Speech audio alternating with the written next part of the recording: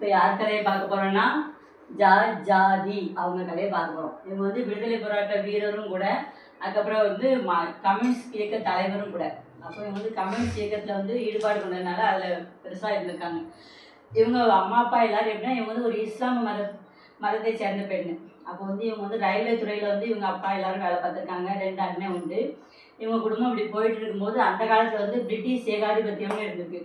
அப்போ ரயில்வே துறையில் வேலை பார்க்குறவங்க ரொம்ப அதிகமான வேலை கொடுக்கணும் அப்படின்னு, இப்போ வந்து கொஞ்சம் நேரம்னா அது அதிக நேரமாக ஆக்கணும் அப்படிங்கிற மாதிரி பண்ணியிருக்காங்க. அப்படி பண்ணியும் இவங்க வேலை பார்த்துட்டு இருக்காங்க. அப்புறம் வேலையை விட்டு நிப்பாட்டணும் அப்படின்னு சொன்ன உடனே ரயில்வேல வேலை பார்க்குறவங்க எல்லாரும் வேலையை விட்டு நிப்பாட்டிட்டாங்களாம். அப்போ இவங்க என்ன பண்ணியிருக்காங்க, எல்லாருமே சேர்ந்து போராடி இருக்காங்க. கொடி அசைக்கிறவங்கன்னு தெரியுங்களா, இப்போ ரயில் வரும்போது கொடி அசைக்கிறவங்க, கேட்டு திறக்கிறவங்க, இப்படி எல்லாரும் சேர்ந்து அவ்வளோ பேர் யாருமே வேலைக்கு போகல, எல்லாரும் போராட்டம் பண்ணியிருக்காங்க. போராட்டம் பண்ணோன்னே அந்த நேரத்தில் என்ன பண்ணியிருக்காங்க, ஜார்ஜ் வந்து உண்டியல் மூலியமா நிதி குலுக்கி, அப்புறம் இந்த போராட்டக்காரங்களுக்கு எல்லாம் சாப்பாடு இவங்க தயார் பண்ணி கொடுப்பாங்களாம். அப்போ அது பெரிய விஷயம் தானே.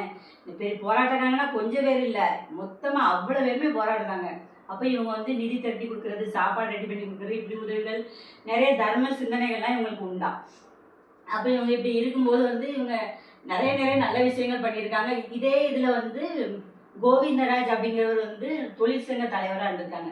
இவரே மாதிரி அவரும் இந்த கட்சி இயக்கத்தை பெருசாக இருந்தவங்க. இப்போ இவங்களுக்கு 2 பேத்துக்குள்ளே காதல் இருக்குது. அப்போ அவர் என்னென்னா, அவர் இந்து மதத்தை சேர்ந்தவங்க, இவங்க வந்து இஸ்லாமிய மதத்தை சேர்ந்தவங்க.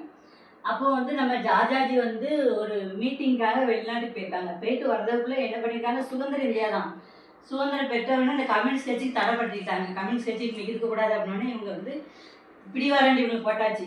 இவங்க வந்தோடனே இவங்க அரெஸ்ட் பண்ணணும். இவங்க அப்படியே தண்ணி பிடிக்கிற மாதிரி எப்படி நின்றுருக்காங்க, அப்படி ஒளிஞ்சு அங்கங்கே போயிருக்காங்க.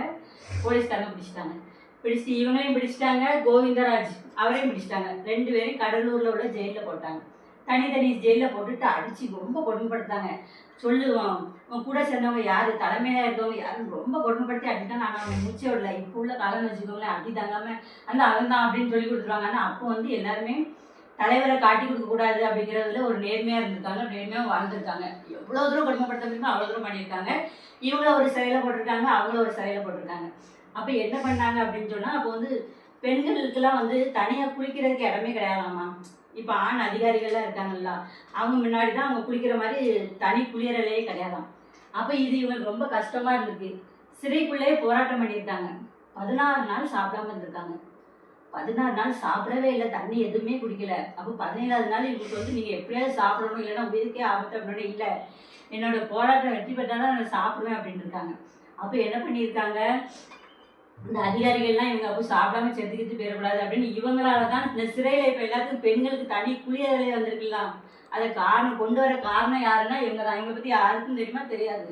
அதுக்கு எத்தனை நாள் சாப்பிடாம இருந்திருக்காங்க, 16 நாள் சாப்பிடாம இருந்திருக்காங்க. 17ஆவது நாள் தான் இவங்களுக்கு வெற்றி கிடைச்சிருக்கு.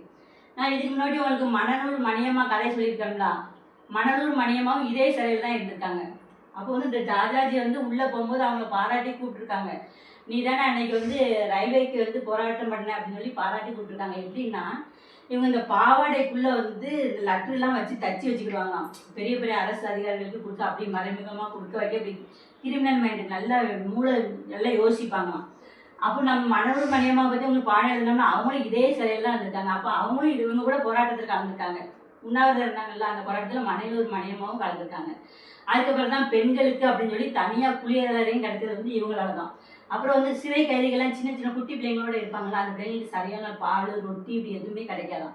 நிறைய பிள்ளைங்க இறந்துருக்கவும் செய்கிறாங்க. இதுவும் இவங்களுக்கு ரொம்ப மனசு பாதிக்கப்பட்டு குழந்தைங்களுக்கு வந்து ஒழுங்கான முறையில் சாப்பாடு கிடைக்கணும் அப்படின்னு அதுக்கும் உள்ளே இருந்தே போராடிட்டாங்க. அப்போ அதுக்கு பிறகு தான் சின்ன குழந்தைங்களுக்கு வந்து ஆகாரம் கொடுக்குறது, ப்ரோட்டீன்ஸ் கொடுக்குறது எல்லாமே வந்து இவங்க போராட்டத்தினால தான் கிடைச்சிது.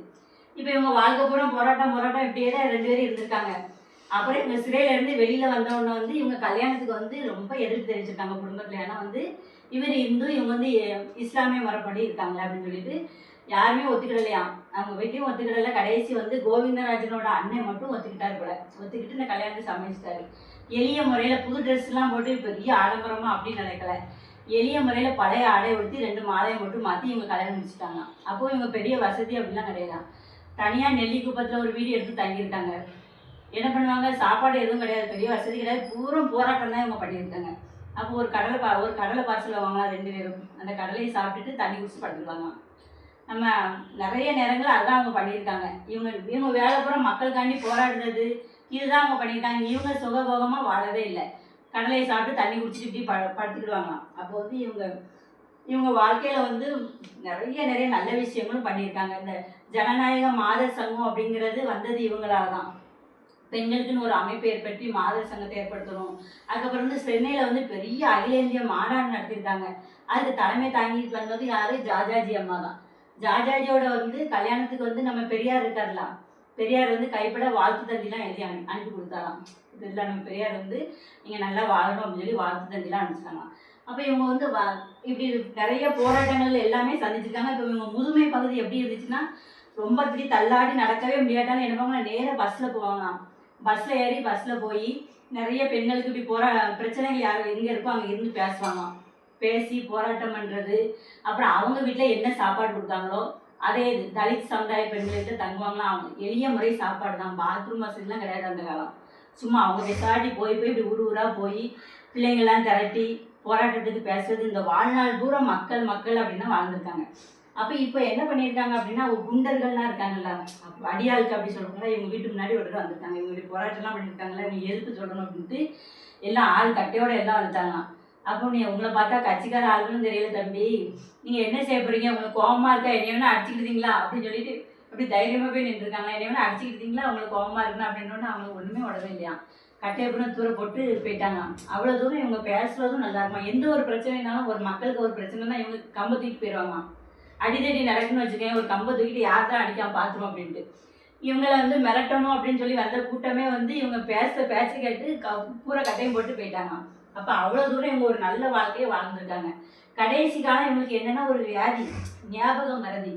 எதுவுமே இவ்வளோ தூரம் போராடினவங்க கடைசி எப்படி வியாதி வருது பாருங்க. ஞாபகம் மறதி வியாதி வந்து எதுவுமே மனசுக்குள்ளே இருக்காத மாதிரி இருக்குது. அப்போ இவர் கணவர் வந்து இவங்க மேலே ரொம்ப பாசமாக இருக்காங்க.